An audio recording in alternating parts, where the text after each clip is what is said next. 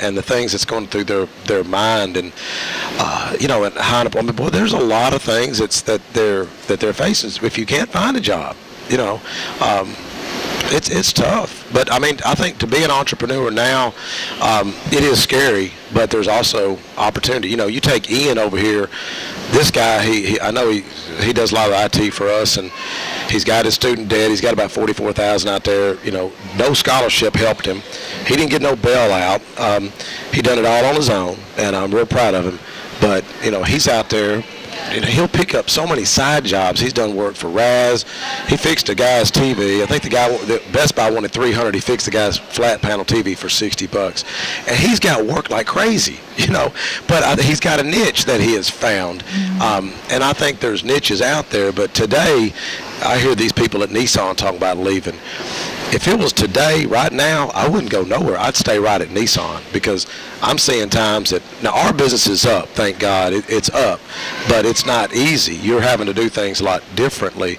But I tell people today, stay at Nissan, stay where you're at. Don't go nowhere right now, because where are you going to go get a $60,000 a year job with benefits in this economy?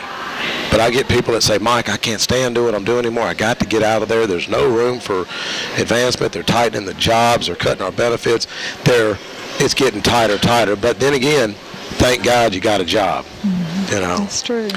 Well, we're going to continue the conversation, and we are going to bring in Gabe Wilburn with U.S. Bank, and also I believe it's Lori North with First Bank, and talk to some of the students here as well. So that will be the conversation when we come back to the North Rutherford YMCA. We're in Smyrna today for Rutherford Issues. Accounts and checks and balances and all that kind of thing today? That's exactly right. We showed how the bank makes money and discussed what it takes to do that, and how we make revenue from that, and how we help the community around us. When you have this, okay, we'll get to that in just a moment.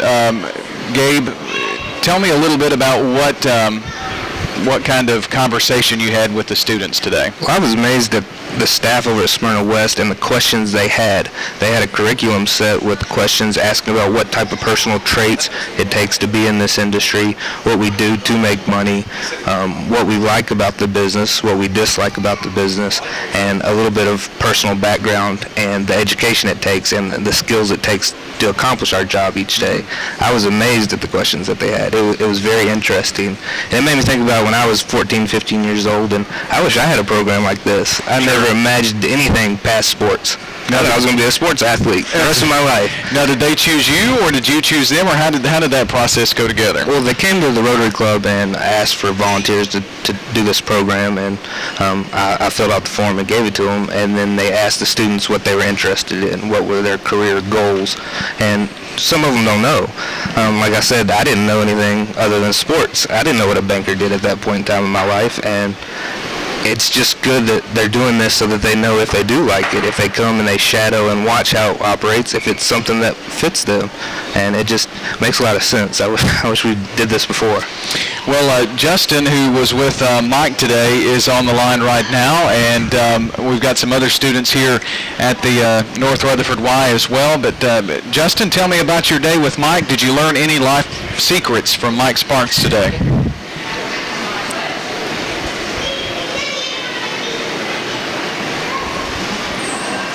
Go ahead, Justin. Yes. No, Justin, what did you learn from Mike Sparks today?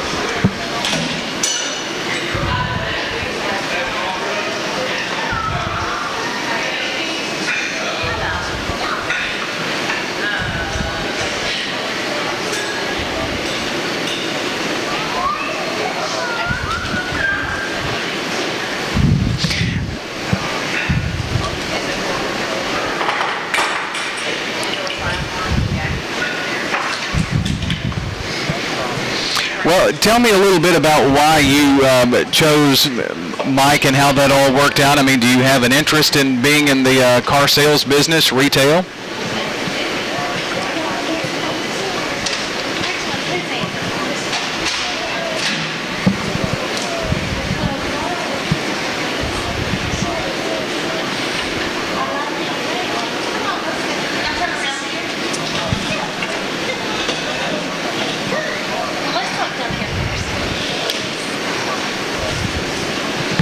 Tell me how, and I know this is one day and you just came through this today, this job shadowing, but what kind of difference did it make in your life? What kind of change do you see that you can make to be a better person as you finish up your high school and right on into the future?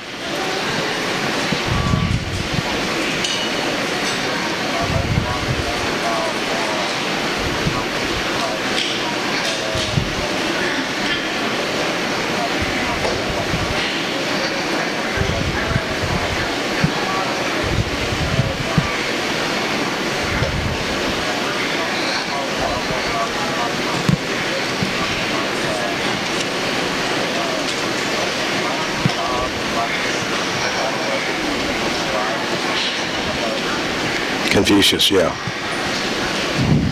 Well, that's it sounds like you had a good time today. Mike, you want to say anything? Yeah, that was a Confucius quote. I think you find a job that you like, and you'll never work another day the rest of your life. And that's what we were talking about, like Jenny talked about earlier. Yeah, they were both very respectful students and used their manners, and you know, we talked about some of that. And thank you, Justin. The check's in the mail, buddy. You know, but appreciate those kind of words. Just call me if I can ever help you in the future, okay? All right, take care. All right, Justin, thank you very much. Appreciate that. And, you know, Gabe, I think the moral of that story is that's one life, and you had the opportunity to impact others, and just what the Smyrna Rotary Club was able to do today impacted the lives of many young people. Yeah, and sometimes we forget what young people are going through. Mike had talked about the stats about how many people, young people do drugs, you know, by the time they're senior year, but there's other issues that are going on. And the young man that was with me, he moved up here from New Orleans, and he came because of Hurricane Katrina.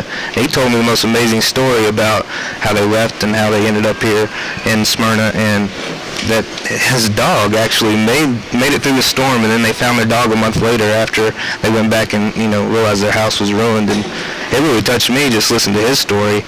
And, you know, young people do go through a lot more than just, you know, what we think with television and radio and careers. So that was pretty amazing. Well, it's been a really long time since Mike was a young person, and you and I maybe not so long, but still it's kind of hard to relate sometimes. Yeah. You know, because when I was 15, 16, 17, it's a whole lot different today, just not that many years later. Just the language, the LOL, the smiley faces, the tweeting and Facebooking. I mean, it's a completely different world out there.